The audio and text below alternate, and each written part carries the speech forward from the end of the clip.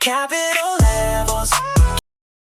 You're 24. You open your banking app. The number staring back at you is $847. That's it. That's what 2 weeks of working, commuting, and eating leftover pasta left you with. You didn't buy anything crazy. No shopping sprees, no vacations. You just lived. Rent took the first swing. Food took the second. Gas took the third. And somehow, $847 is all that's left. Now, here's the question nobody asks out loud. What does your life actually look like at every level of wealth in your 20s? Not the Instagram version, not the LinkedIn filter, the real numbers, the ones that keep you up at 2 a.m., the rent, the debt, the savings that don't exist, the stuff that keeps your eyes open at 2 a.m. Because the difference between making $42,000 and $150,000 isn't just a number on a paycheck. It's whether you have a safety net or whether you are the safety net. Let me show you. Meet Andy. Andy is 24. He makes $42,000 a year. Before taxes. Before anything that puts him right in the middle. The median salary for 20 to 24-year-olds? $37,800. Andy's slightly above average, and that's the best thing anyone can say about his situation. About 40% of people in their early 20s land somewhere in this range. This isn't unusual. This is the default. So where does the money actually go? Rent takes the first swing, and it doesn't miss.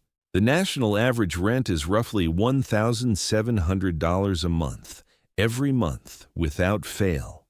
Whether Andy can afford it or not, housing eats 30 to 50% of Andy's income before he buys a single grocery, before a single tank of gas, before anything. Transportation takes another bite. $1,110 a month on average. Car payment, insurance, gas, maintenance, 4 bills that never go away. Then food, utilities, phone bill, the cost of simply being alive in this economy. By the end of the month, Andy has somewhere between $200 and $400 left. If he's careful. If nothing breaks. If nothing happens. And that's before student loans. Andy has student loans. The average borrower graduates owing $29,560. That's not a typo. That's the starting line for millions of people. His monthly payment, $330 every month for the next 10 years.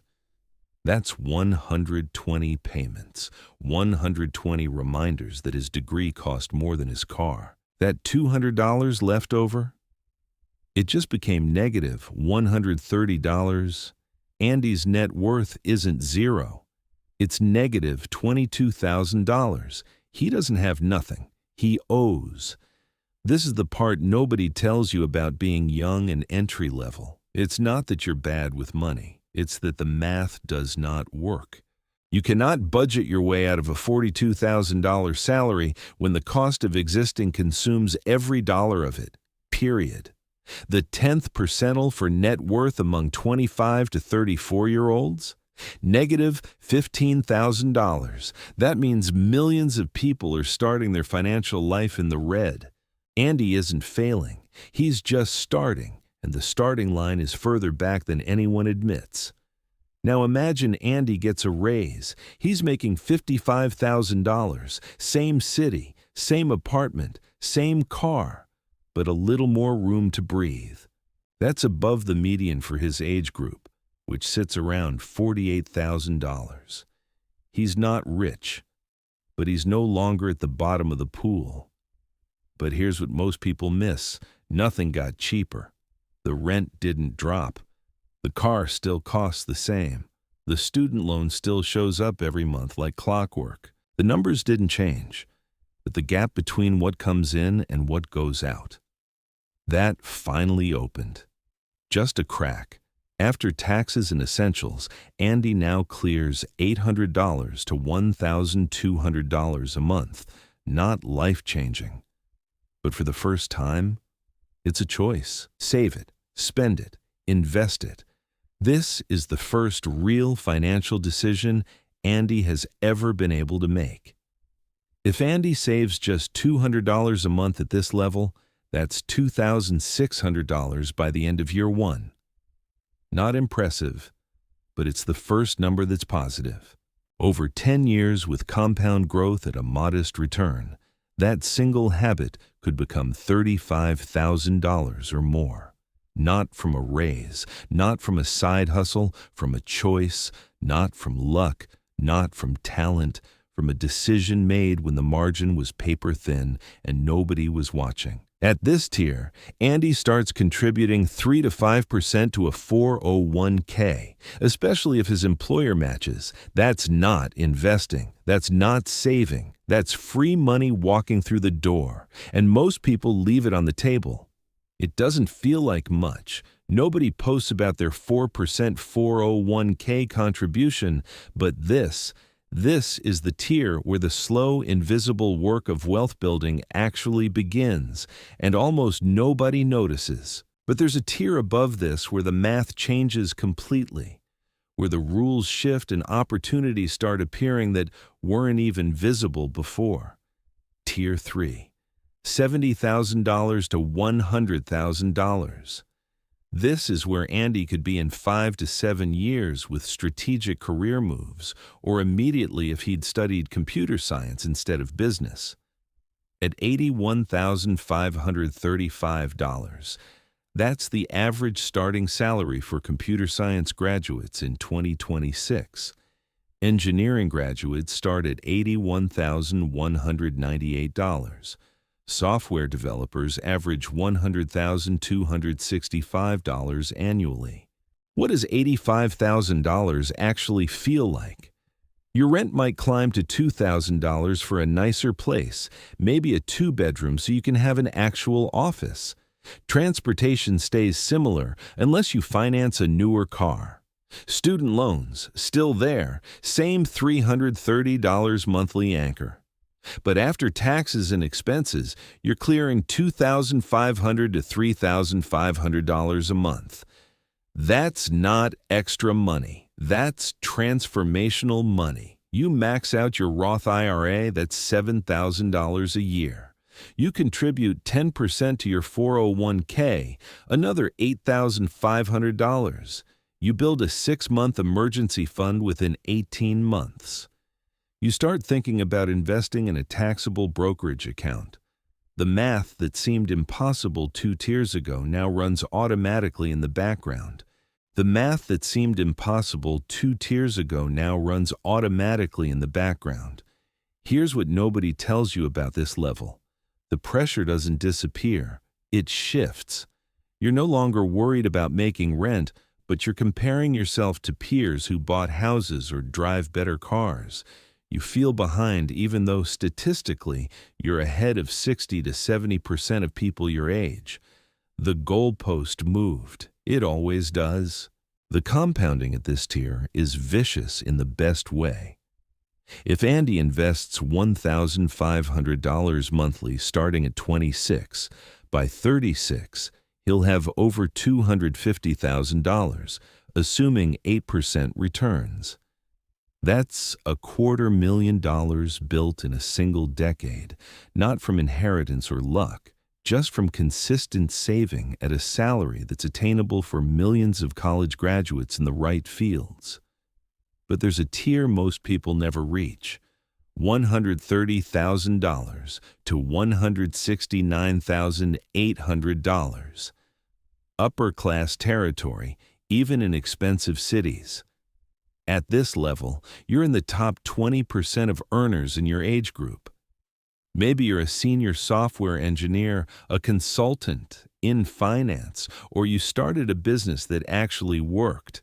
Most people don't get here in their 20s. At $150,000, your monthly take-home after taxes is roughly $8,500 to $9,000. Your expenses might rise: nicer apartment, better car, more travel. But even with lifestyle inflation, you're saving $4,000 to $5,000 monthly without effort. You max your 401k and IRA in the first half of the year. You invest in index funds, maybe real estate, maybe angel investments if you're connected. Wealth stops being theoretical. It becomes your reality. The psychological shift is massive. Money stops being the primary filter for decisions. You don't check prices at restaurants. You book flights when you want to travel. You help family members when they need it. The constant mental math that defined Tier 1 and 2, gone. That's the real luxury. But here's the part that stings. Even at $150,000, you're not wealthy in the way most people imagine wealth. You can't retire early. You can't stop working. You still trade time for money. You're just doing it at a much higher rate. The difference between $150,000 and $1.5 million in passive income is larger than the difference between $42,000 and $150,000. Most people never bridge that gap. Andy's at $42,000 now. Negative $22,000 net worth. 10 years from now, if he moves strategically, switches jobs every 2 to 3 years, negotiates hard, picks up higher value skills, he could be at $80,000 or $90,000. His net worth could hit $200,000 or more. That's not guaranteed, but it's possible. The path exists. The question isn't whether the tiers are fair. They're not. Someone graduating with a computer science degree starts where Andy might be in 7 years. Geography matters. A $70,000 salary in Mississippi feels like $120,000. That same $70,000 in San Francisco barely covers rent. The system isn't designed for equity, it's designed for efficiency, and efficiency rewards specific skills in specific markets at specific times. What Andy controls is his response. He can stay at $42,000 and blame the economy, his degree, his timing. Or he can treat his current tier as temporary, a starting point, not a destination. Watching your life at every wealth level in your 20s isn't about accepting where you are. It's about understanding the mechanics of where you could be. The numbers aren't hidden because someone's keeping secrets. They're hidden because most people never ask to see them. Now you have. So here's the full picture. Tier 1, you're surviving. Tier 2, you're breathing. Tier 3, you're building. Tier 4, you're compounding. The distance between each tier isn't just money. It's options, stress, sleep, and time. So what do you do right now? 3 things. First, open your banking app and calculate your real monthly gap. Income minus fixed expenses. No guessing. Second, automate one savings transfer this week, even $50. The amount doesn't matter, the habit does. Third, check if your employer offers a 401k match. If they do and you're not contributing, you're leaving free money on the table. Don't do that. If this was the first time someone showed you the actual numbers, you're exactly who this channel is for. Capital Levels breaks down the real math behind the money decisions that shape your life. No hype, no get rich quick. Just numbers that add up. Subscribe if you want the next one. And tell me in the comments, which tier are you in right now? No judgment, just math. Subscribe now, see you. Subscribe now. See you.